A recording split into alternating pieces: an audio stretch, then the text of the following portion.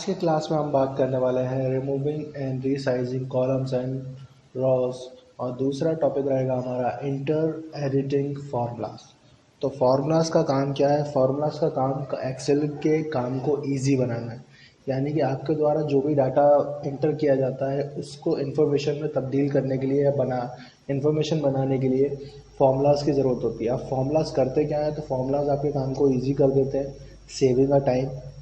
ठीक है, ज़्यादा मेहनत नहीं करनी पड़ेगी, सिंपली आपको एक ही बार फॉर्मूला लगाना है। उसके बाद ये ऑटो इंटर्ट का एक ऑप्शन होता है जिसके अंदर, तो मैं आपको वन बाय वन करके सारी चीज़ें बताऊंगा। तो फर्स्ट मैं कुछ फॉर्मूलेज आपको बता रहा हूँ।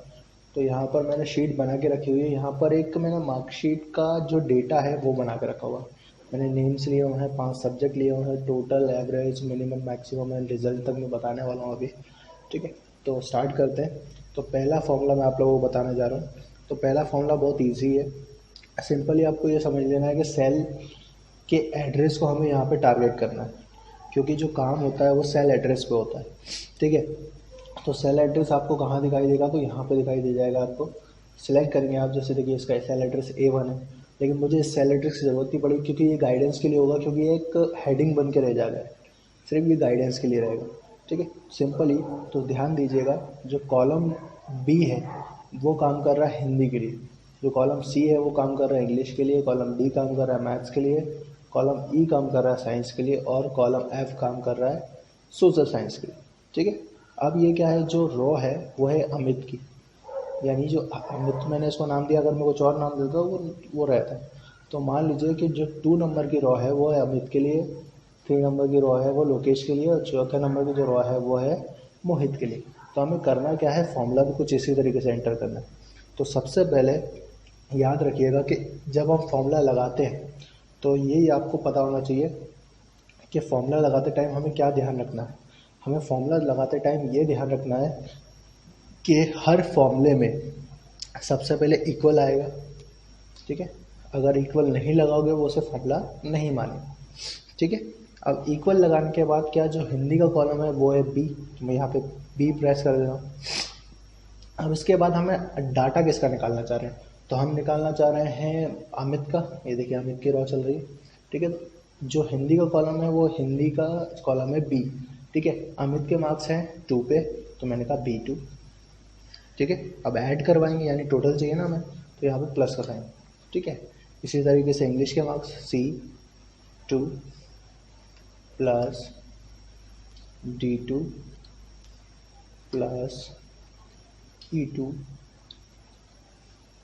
Plus F2। ठीक है, इस तरीके से ये फॉर्मूला इंटर हो जाएगा, यानी पुट हो जाएगा। मैं जैसे ही एंटर करूँगा ठीक है आंसर आ गया। अब इसके कुछ फ़ायदे हैं, जैसे मान लीजिए यहाँ पर 42 नहीं था, यहाँ पे 24 था, मैंने गलती कर दी यहाँ पे, 24 था। ठीक है, तो आपको फिर से कैलकुलेशन करनी पड़ेगी, लेकिन इसमें बिल्कुल ऐसा कुछ भी नहीं है। आप एंटर करिए, आंसर ऑटोमेटिकली चेंज हो जाएगा। तो सिंपली एक चीज़ तो ये रही इसकी। अब दूसरा फ़ायदा इसका क्या है कि भाई आपको यहाँ पे एक पॉइंटर दिखाई दे रहा है, देखिए ग्रीन कलर का एक पॉइंटर दिखाई दे रहा है। तो यहाँ पे आप जाएंगे, इसे ड्रैग करिएगा नीचे, लेफ़्ट क्लिक से पकड़ के रखिएगा और ड्रैग करिएगा, और जहाँ तक डेटा है वहाँ तक छोड़ दीजिए। देखिए आंसर ऑटोमेटिकली पुट हो जाएगा। ठीक है, तो ये तो इसका एक फॉर्मूला मैंने आपको बताया। मैं आपको इसका एक सिंपल फॉर्मूला भी बता दे रहा हूँ। इसका सिंपल फॉर्मूला कुछ इस तरीके से, हमें ज़्यादा लंबा लिखना नहीं पड़ेगा। इक्वल एस यू एम सम, शिफ्ट के साथ 9 ब्रैकेट ओपन। ठीक है, शिफ्ट के साथ 9 ब्रैकेट ओपन।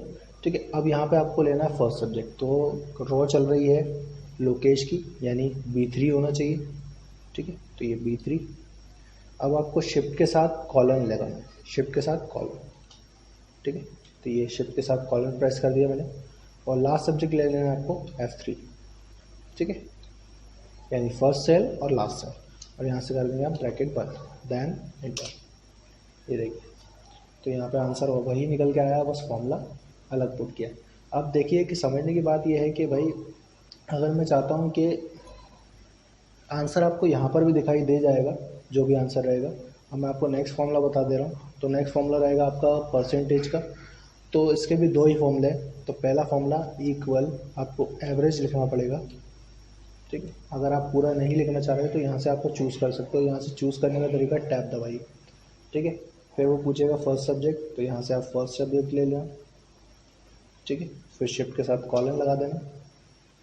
फिर वो पूछेगा लास्ट सब्जेक्ट, तो ये लास्ट सब्जेक्ट दे दीजिएगा और यहाँ से शिफ्ट के साथ 0 करके ब्रैकेट लगाना, आंसर हो जाएगा आपका। तो ये एक फॉर्मूला है। दूसरा फॉर्मूला जो है वो टोटल पे डिपेंडेड है, तो कैसे करेंगे काम, इक्वल टोटल का सेल एड्रेस यानी G3, यहाँ से डिवाइड का साइन ले लेंगे। कितने सब्जेक्ट है, 1 2 3 4 5, तो काउंट करना है आपको, 5 सब्जेक्ट है। अब यहाँ पे इंटर करना, आंसर हो जाएगा। ठीक है। इसी तरीके से यहाँ पर दो और हमारे पास फॉर्मूले लगाने हैं, तो दो और फॉर्मूले मैं आपको बता रहा हूँ।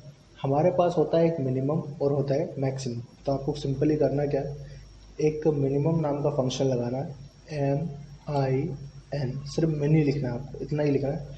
आप यहाँ से भी सिलेक्ट कर सकते हो,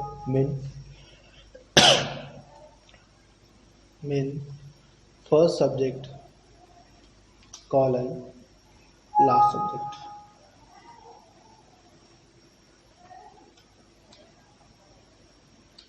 लास्ट सब्जेक्ट। ठीक है। और यहाँ से ब्रैकेट बंद कर देंगे। तो ये मिनिमम का फॉर्मूला हो गया इस तरीके से। ठीक है। अगर आप इसी तरीके से मैक्सिमम का फॉर्मूला लगाना है जो चाह रहे हो, तो सम, मिनिमम और मैक्सिमम ये तीनों एक जैसे फॉर्मूले होते हैं, तीनों का काम अलग अलग डिवाइडेड है। इक्वल आपको लिखना है सिंपली मैक्स, जैसे हमने मिनिमम के लिए मिन लिखा था वैसे ही हम मिनिमम मैक्सिमम के लिए मैक्स लिखेंगे। ठीक है। यहाँ से first subject colon last subject. ठीक है। और यहाँ से ब्रैकेट बंद और एंटर। ये देखिए मिनिमम ने क्या करा, एक सेपरेट कॉलम में सबसे मिनिमम मार्क्स निकाल दिए। 5 सब्जेक्ट में सबसे मिनिमम मार्क्स थे उसके 24 और सबसे ज़्यादा मार्क्स जो थे वो थे 45। अब 5 चारों में 45 ही है, अगर मैं इसको 46 कर देता हूँ तो ये देखिए सबसे ज़्यादा मार्क्स 46 होंगे। तो यहाँ तक आप लोगों को कोई डाउट नहीं होना चाहिए, कोई प्रॉब्लम नहीं होनी चाहिए। नेक्स्ट फॉर्मूला मैं आपको बताने जा रहा हूँ रिजल्ट का। तो रिजल्ट का फॉर्मूला मैं आपको बता दे रहा हूँ कैसे करना है। तो इक्वल, ठीक है, आपको लिखना है इफ़। मैं आपको सिंगल कंडीशन फॉर्मूला बताने जा रहा हूँ। इफ़ मैं क्या करूँगा, यहाँ पे मिनिमम को कंपेयर करूँगा 33 से, क्योंकि अगर 100 मार्क्स का पेपर होता है तो 33 मार्क्स पासिंग के लिए होते हैं। यदि उसका मिनिमम 33 मार्क्स से ज़्यादा हुआ या बड़ा हुआ या बराबर हुआ तो पास हो जाएगा, और अगर नहीं हुआ तो फेल हो जाएगा। इसे बोलते हैं सिंगल कंडीशन फॉर्मूला, क्योंकि कंडीशन एक होती है, आंसर दो आते हैं। या तो आंसर ट्रू आएगा यानी पास, या फिर फॉल्स आएगा यानी फेल। तो मैंने क्या करा यहाँ पर I2 यानी मिनिमम का जो सेल एड्रेस है वो ले लिया, I2 greater than and equal 33 comma shift के साथ इन्वर्टेड कॉमा। ठीक है। यहाँ पर मैंने एक मैसेज प्रिंट किया, पास इन्वर्टेड कॉमा बंद, फिर कॉमा लगाया, शिफ्ट के साथ इन्वर्टेड कॉमा, फेल, ब्रैकेट बंद, इन्वर्टेड कॉमा बंद, ब्रैकेट बंद। ठीक है। और जैसे ही एंटर करूँगा मैसेज आएगा फेल, क्योंकि 24 मार्क्स ना तो ग्रेटर देन होते हैं ना ही इक्वल होते हैं 33 से। ठीक है। तो ये कुछ फॉर्मूलेज मैंने आपको बताए हैं। पहला फॉर्मूला है टोटल का, जिसमें 2 फॉर्मूले बताए। एवरेज के मैंने 2 फॉर्मूले आप लोगों को बताए, मिनिमम का, यहाँ से मिनिमम, मैक्सिमम और यहाँ से रिजल्ट। अब बात कर लेते हैं रीसाइजिंग की। मान लीजिए जैसे यहाँ पर फॉर्म, ये हमारा जो नेम वाला जो सेल है यानी कॉलम है वो थोड़ा सा बड़ा है, इसको छोटा कर देते हैं। क्या करेंगे, यहाँ पर जाइए, इन लाइन के बीच में, यहाँ कर्सर आपका कुछ इस तरीके से हो जाए जैसा अभी मेरा हो गया है, तो यहाँ से इसको ड्रैग कर देना लेफ़्ट साइड में, तो ये छोटा हो जाएगा। अगर आपको कॉलम को बड़ा करना है तो उसे राइट साइड के ड्रैग करना, तो बड़ा हो जाएगा। याद रखिएगा कॉलम की विड्थ बढ़ती है और रॉ की हाइट बढ़ती है।